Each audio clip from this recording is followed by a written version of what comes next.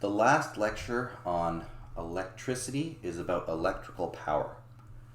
So we've calculated power in a mechanical sense. Power is also, there could also be power in an electrical sense, because essentially power is just how fast do we deliver energy. And I mentioned before that voltage is how much energy we have per unit of charge.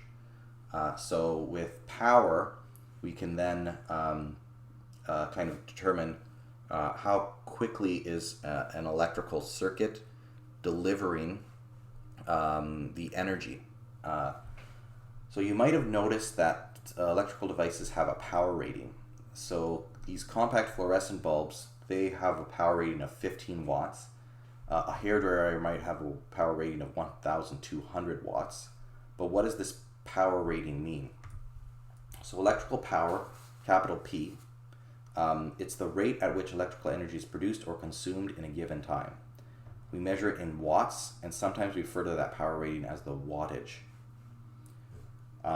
The equation we learned before is power is energy over time, and that's still valid for electricity.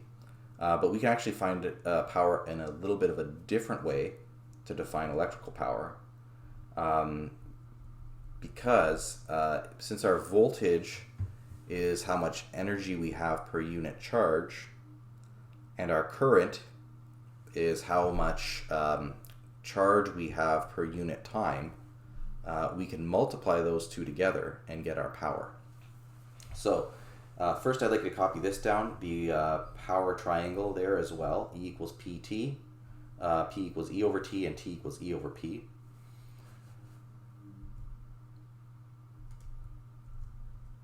And here's a simple question. It says if we have a cell phone, it uses up 780 joules of energy to charge in 1 minute.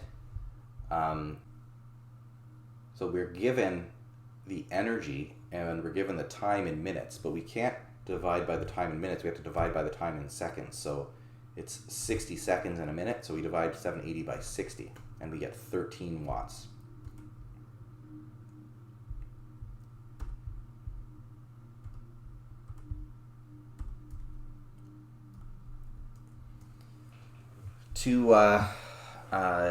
To change between kilowatt hours and joules, there is a conversion that I want you to be aware of. So electrical energy is usually measured in kilowatt hours. This is because the joule is sometimes a really small unit, and it's not as convenient to use. A kilowatt hour is equal to 3.6 million joules. And a typical house in Ontario uses about 1,000 kilowatt hours of electricity each month. So know this conversion factor. So calculate the energy consumed by an 8-watt LED light bulb that operates for 24 hours. Give your answer in both joules and in kilowatt hours. Okay, so let's do this. Energy is power times time. So we are given an 8-watt light bulb, so that's 8 times, first let's do this in joules. So times time, we have 24 hours, 60 minutes per hour, 60 seconds per minute. So this works out to 6.9, because there's really one significant digit, two significant digits here. It says to express it to 2 decimal places, so we would have to do it as 6.91. So that's 6.91 times 10 to the 5 joules. And then to convert this into kilowatt hours, we divide by 3.6 million, which is represented by 10 to the 6, and we get 0.192 kilowatt hours.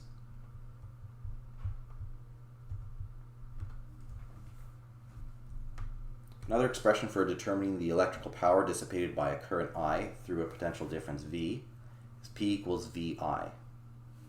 So I mentioned this earlier, because voltage is energy per unit charge and I is charge per second. If we multiply those together, the charge in the numerator of the current is divided by the charge in the denominator of the voltage. So we end up getting a power.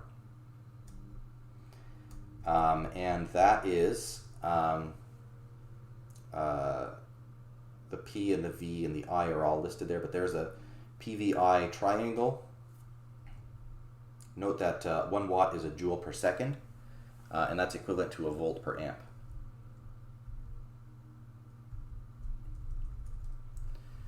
What's the maximum amount of power in watts and kilowatts that can be used in a circuit with a potential difference of 120 and a maximum current of 20 amps? This works out to 120 volts times 20 amps. We have 2,400 watts, or 2.4 kilowatts.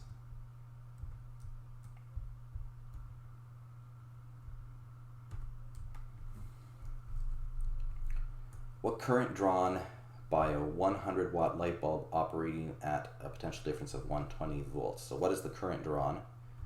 So here we rearrange the P equals VI triangle to I equals P over V. 100 divided by 120, we get 0.83 amps.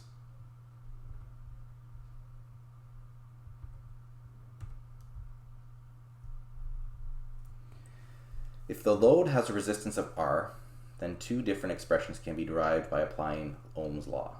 So from Ohm's law, V equals IR and I equals V over R, we can write that P equals VI. We can replace the V with IR, and we get P equals I squared over R. We can also rewrite that with the I. We can say P equals V squared over R as well. So there is other ways of calculating the electric power.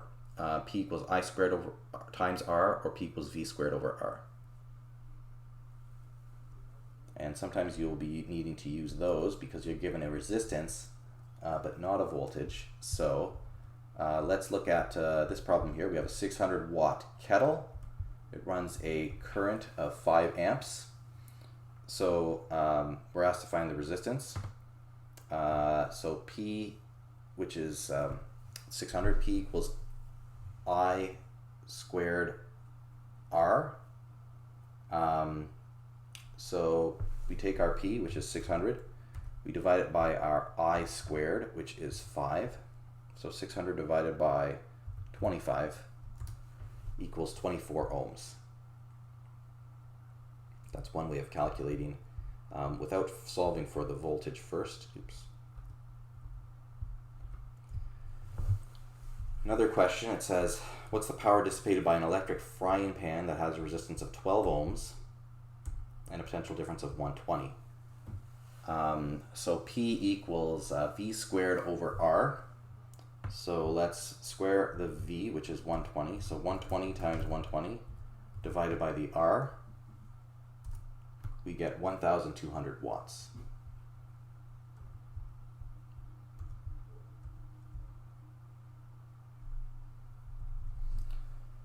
Employees at a power plant monitor power needs and generate power on demand. This is because there's no practical method of storing electrical energy.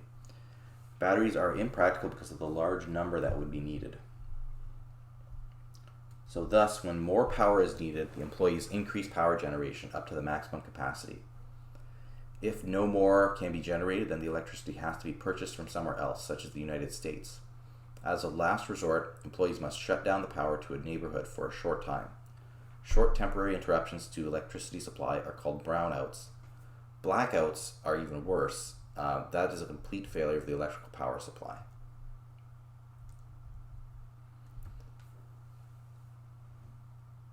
So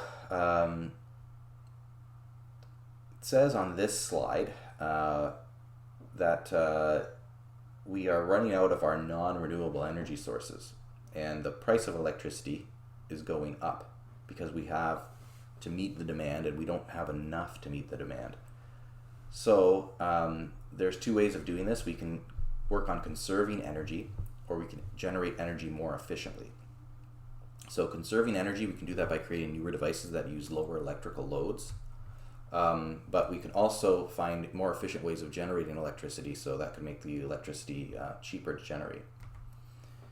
And this slide here also talks about ways of preventing loss of energy. So when we transform energy from one form to another, there's a little bit of loss that occurs.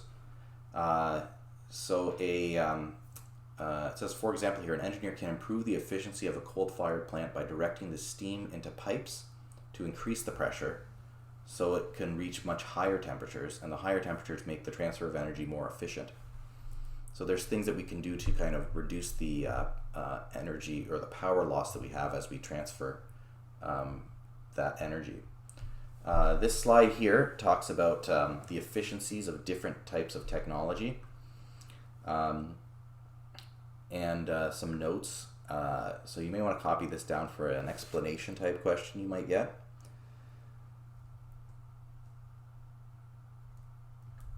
When considering the pros and cons of sources of energy and power plant technologies, we must consider both environmental aspects and the potential impacts on society. Environmental aspects include the ease of obtaining the source of energy, the emissions, and other forms of pollution. Impacts on society include the financial cost of building and operating the power plant, employment opportunities in the plant, safety, and the effects on nearby communities. So here you can copy down some information about electrical energy and power. So we generate it on demand. We don't have a practical method of storing it, so when the demand is greater than the supply, we have to buy more, or we have to interrupt the power supply. We can try to conserve energy to lower energy costs, or we can generate energy more efficiently. And we must consider both the environmental aspects and the potential impacts on society when we're talking about electrical energy, power, and generation.